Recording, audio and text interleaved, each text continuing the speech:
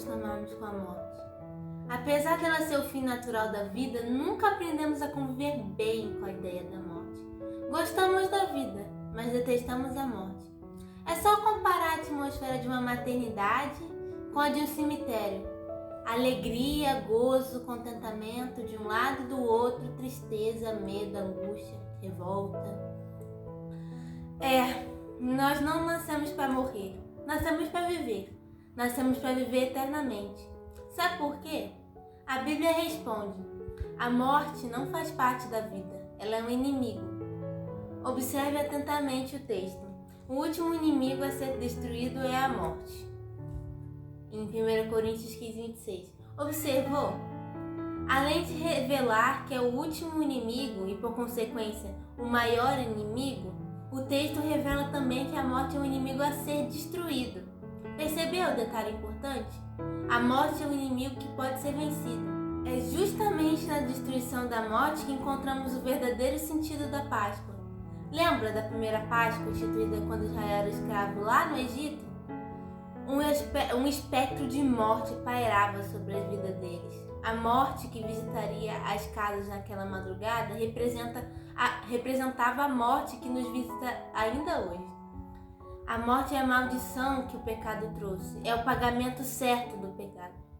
Morremos porque somos pecadores. Então, o povo que vivia debaixo da opressão, do medo que a aproximação da morte causava, assim como acontece conosco hoje, recebeu uma palavra de esperança.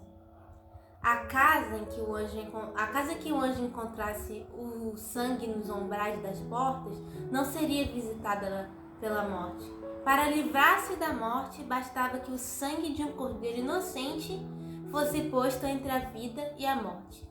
Ao encontrar o sangue do cordeiro, a morte não teria autoridade sobre as vidas daquela casa. A morte não passaria por cima. Real significado da palavra Páscoa.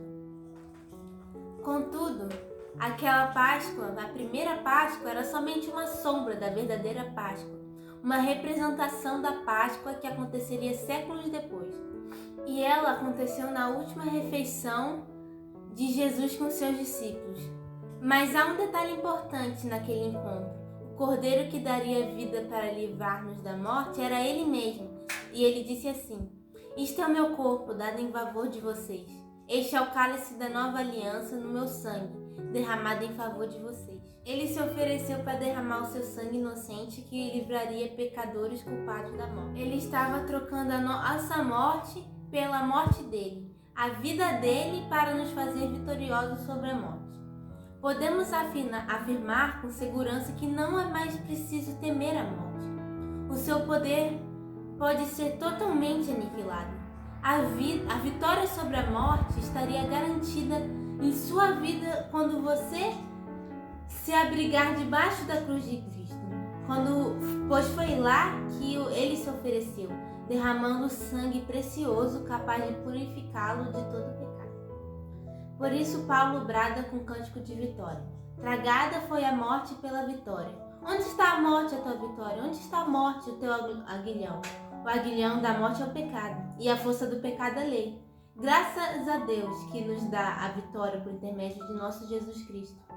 1 Coríntios 15, 54 a 57. Quem permite que a morte tenha poder sobre a sua vida é o pecado, e quem pode destruir esse poder é Jesus Cristo.